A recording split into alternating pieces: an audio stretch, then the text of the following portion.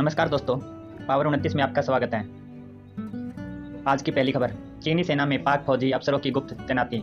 लद्दाख तिब्बत में पीएलए की मदद कर रहे हैं। चीन और पाकिस्तान मिलकर भारत के खिलाफ साजिश रच रहे हैं। एक मीडिया रिपोर्ट के मुताबिक चीन की सेना के वेस्टर्न और सदर्न कमांड में पाकिस्तान के फौजी अफसरान तैनात किए गए हैं। वेस्टर्न कमांड लद्दाख जबकि सदर्न कमांड तिब्बत के इलाकों में तैनात है। भारत के रक्षा मंत्रालय और सेना की इन मामलों पर पैनी नजर बनी हुई है। न्यूज 18 ने खुफिया रिपोर्ट्स के हवाले से चीन और पाकिस्तान की इन हरकतों के बारे में जानकारी दी है।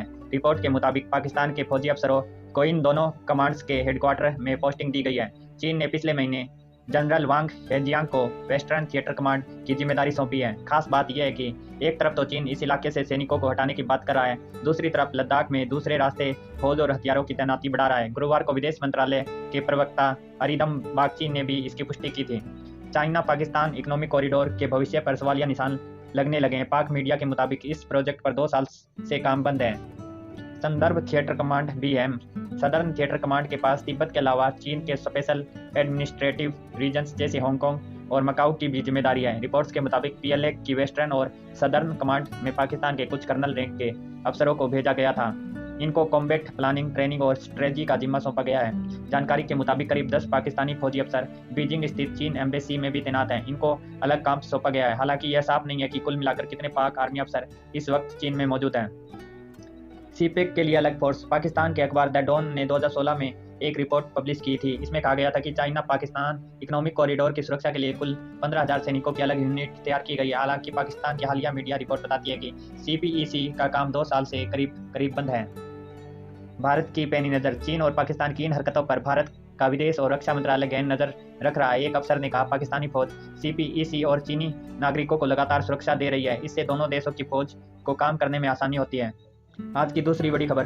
ब्रिटेन को भारत का करारा जवाब। अब ब्रिटेन से आने वाले यात्रियों को 10 दिन आइसोलेट होना पड़ेगा। RT-PCR टेस्ट पहले से जरूरी। भारतीय यात्रियों पर ब्रिटेन में जारी कोरोना प्रतिबंध का भारत ने भी करारा जवाब दिया। ब्रिटेन से आने वाले यात्रियों को भारत में 10 दिन आइसोलेट होना पड़ेगा। सरकार ने शुक्रवार को यह आदेश जारी किया। इसके अलावा यूके के लोगों को RT-PCR टेस्ट भी कराना होगा। आदेश के मुताबिक यात्री को वैक्सीन के डोज लगे होने के बाद भी टेस्ट कराना ही होगा।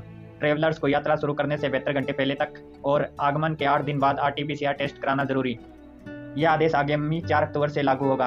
ब्रिटेन ने भी कोविशील्ड को लेकर फंसा रखा है पेंच। ब्रिटेन ने कोविशील्ड को मान्यता तो दे दी, लेकिन भारतीयों के लिए कुछ शर्तें जोड़ दी। इस पर भारत ने नाराजगी भी जताई थी। नए नियमों के मुताबिक कोविशील्ड वैक्सीन के दोनों डोज लगवा चुके भारतीयों को ब्रिटेन पहुंचने पर अब भी 10 दिन क्वारंटाइन रहना पड़ेगा और टेस्ट भी कराने पड़ेंगे। भारतीय नागरिकों ने ब्रिटेन के इस निर्णय को नस्लीय बताया था। इसके जवाब में ब्रिटेन ने कहा था कि उन्हें कोविशील्ड लगवाने वालों से कोई परेशानी नहीं है, वे भारत के वैक्सीन सर्टिफिकेट पर भरोसा नहीं कर सकते हैं। भारत ने पिछले हफ्ते दी थी जवाबी कार्रवाई की चेतावनी। 24 सितंबर को भारत सरकार ने कहा था कि हम ब्रिटेन को उसी अंदाज में जवाब दे सकते हैं। केंद्रीय स्वास्थ्य सचिव राजेश भूषण ने बताया कि दोनों देशों की सरकारें आपस में बात कर रही हैं। उन्होंने भारतीय यात्रियों पर लगे प्रतिबंधों को भेदभावपूर्ण बताया था।